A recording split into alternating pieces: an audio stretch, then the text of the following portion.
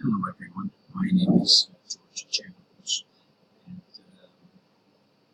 this summer, especially summer one, I will be teaching the course of Family Nutrition Exercise Science, FNES as we call it, 230. Now this I would like to turn it into a hybrid course, which it wasn't meant in the past. And the description of the course incorporates exercise, nutrition, and weight control. Now, the way I have thought about it is that the course is 4 weeks duration. Now, it's an intense reading course, and it incorporates some laboratory demonstrations, which I will take the students into a lab, and we will explore certain ways of them to monitor the composition of the body and so forth with some specialized equipment. But I do not want to spend that much time on this as far as trying to make this course hybrid will give the opportunity to the student to be a little bit more free in terms of engaging into the course and expressing themselves in a way that hasn't happened in the past. Now, the opportunity that the hybrid will give is for face-to-face appointments as well as meetings online and by the means of technology, which is Blackboard Collaborate. It can be Google Meet, it can be Skype, it can be YouTube, ways that we can engage, and I will describe later on what exactly I mean by that. Now, the benefits of this hybrid design, of course, are yet to be determined because this is going to be my first time implementation of using hybrid for this course. And the way I'm going to go about doing this is by using certain techniques that I've learned on this particular class that we took all together here for student learning. Edpuzzle are some of my ways that I will approach students to enhance comprehension and understanding of the material. For Edpuzzles, I go on Edpuzzle site and I create an account, which there let me see if I can direct you there so you can have the opportunity to see. And this is, as you can see here, is my FNES 230 for the summer of 2109. Well, I wish I could be live and see the course then, but anyway, that's a small typo there. Anyway, what I do here, I upload assignments, and for this particular assignment, I have designated as Principles of Training. Don't worry about the dates, but that is understandable that it will be for the dates that the course is on assignments.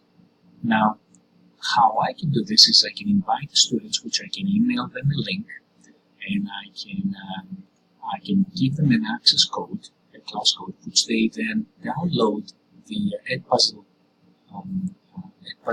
app on their phone. They can do it on their computers and so forth. By using this code, they engage onto the classroom. Now, from there, they can see the assignments that I have for them, which is this. Now, by clicking on this, they can run the assignment as many times as they want, which now I can understand, and you can understand that it is meant to improve their comprehension. When they get back to the assignment on a different time, they will be able to run it again. They can watch it on one shot, or they can do it in multiple shots. At the end of the assignment, at the end of the video that I give them, and it depends on the duration based on what the concept is. I can see their progress. I can see who's actually finishing all the assignments, who's starting them and not finishing them, and so forth. So I can see a little bit of the progression of engagement. Now, to go back to our presentation, I'm counting on Edpuzzle. I'm counting on Blackboard Collaborate sessions, which, since it's a summer course, it will be on from Monday till Thursday, and it will be for 3 hours each time, 2.5 to be exact. So I would definitely like one of those days to be online, fully online, which means that either it's decided between me and the students, either it's decided only by me. We will connect through Blackboard Collaborate, we could connect through Google Meet or any other way, and then we will present the material that is to be learned and engage through that way. Another method that I use is the Connect module, as I call it. It's on McGraw-Hill publisher, and the student buys the e-version of the book, the electronic version of the book, and at the same time they purchase the Connect capacity. From there, I can, let me show you again here what I mean. The student logs into the Connect session. They can see the assignments that I have designed for them, and you can see here all the classrooms that I have created based on Connect.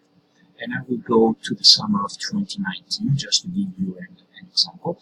And you see here that I have already created an assignment number 1 for them, which is to be submitted by 11 of the 6th.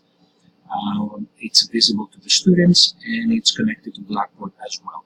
Now, from here, the benefit of this is that I can monitor the performance of the students. I can see the assignment results, I can see the performance, I can see certain assignment statistics. So I consider it a tool that I can really rely on in order to see the weaknesses and strengths of my students by taking the assignment. Once the assignment is done and they submit it on time, I have all this data at my hand in order for me to make assessment as far as the difficulty of the assignment, as far as how much time they spend on it, and so forth. Another would be Blackboard assignments, which they can be quizzes for me to upload on Blackboard and them to submit it and me grade them as a normal other classroom. Now, another feature that I would implement into this class of 2:30 would be for allowing the students to participate in groups. Once they create the groups, they are given an assignment. Now, that assignment is to be a presentation in class. Now, what I was considering through the new methods that we learned here is for the student to actually, instead of sitting in front of the whole classroom presenting, which some of them are classroom shy, to upload their video on YouTube, on Flipgrid, or any other means that they can create their presentation on, and share it with me, so I only grade them not on the way they present, but the material that they represent and present. Therefore, I think I will give them more than one option to explore themselves and to present the material that is actually for grading. Now, if it's going to be a success or not, I think it's going to be determined in the days to come, since I'm going to start this in June. Now, success again will be based on students' overall performance. Utilizing every way for them, I find it to be very productive. Engagement certainly will be improved, and I'm hoping for it. Willingness to complete projects on time, I want to increase. Having discussion boards, I think it will enhance their participation, their willingness to participate, and to get to know each other a little bit better. Originally, on one of my from a year ago, I started creating discussion boards in order for them to introduce themselves, and I found it to be very helpful in order to familiarize themselves with the rest of the groups. Be an active part, I meant to write, of the class in general would greatly be something to consider and to see if it's going to be a success for this course for so short of a while. We will see how that will go. I'm definitely going to give my best shot on this. I think that students right now are more eager to engage into electronic form of assignments, have access at all times, given material that they can replay on their demand is going to be something that can be helpful for them, and we'll see how their grades will turn out. That's pretty much what I wanted to share with you, and I want to thank you all for a wonderful class, the instructors and the faculty and staff that supported this initiative for the online and hybrid teaching version. And I wish everyone a wonderful summer, and I uploaded a picture of where I'm going to be this July after I finish my class, and trust me, with all the challenges that we're facing, I think I'm going to need it. Well, enjoy everyone your summer, and hopefully I will see you soon. Thank you very much.